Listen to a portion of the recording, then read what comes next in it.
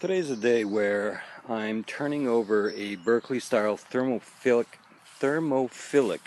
compost heap, and I turned this over yesterday, but I went digging around today because it rained.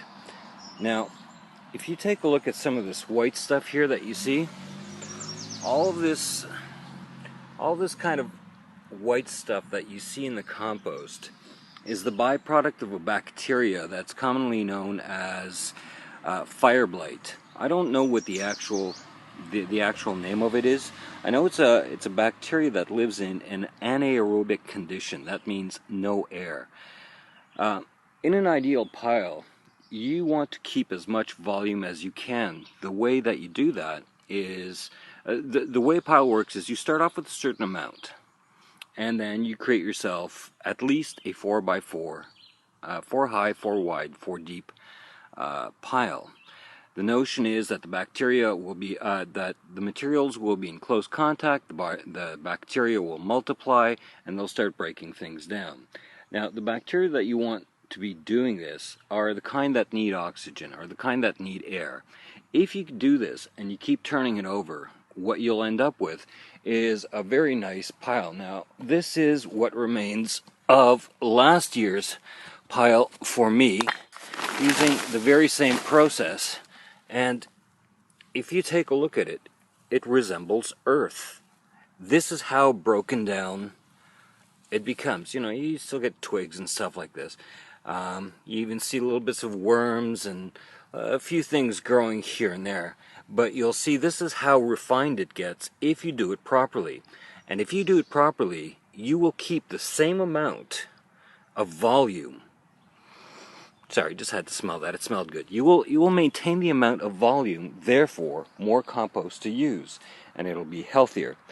Now, the thing about a thermophilic pile is that it heats up due to bacteria generating. In other words, bug bumping. They're making babies, and that's where the heat comes from. So, you turn the way you start is once you've gotten your pile, you let it rest for 10 days. After the next 10 days, you turn it over, and then every other day you turn it over. The reason why is to keep it aerated. What you do is everything that's on the outside goes at the interior of a pile, and anything that was hot goes to the exterior of a pile. So this permits all the hot stuff to be aerated. It permits the stuff in the center to benefit from the density of all the colonies, and you just keep flipping it over and over.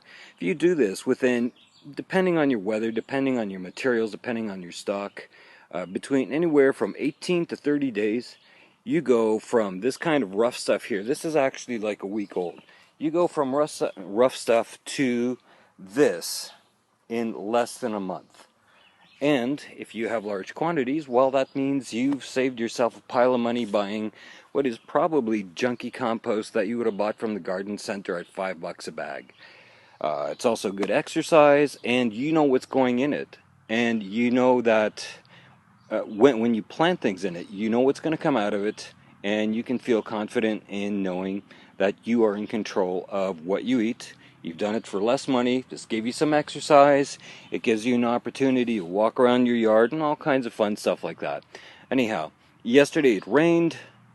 I have to turn this pile over the very, very next day because this stuff, this white stuff here, will eat up the volume of your compost pile, and basically all the value that you have here, all the water-soluble nutrients will no longer be available to the plants.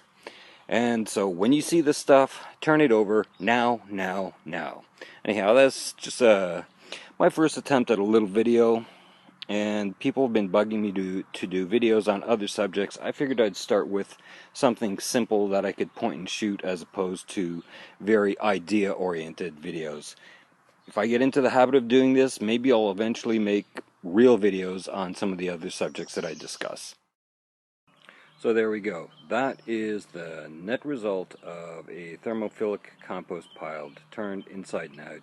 It's roughly about 4x4. It's not exactly, but it's close enough. Thanks for listening.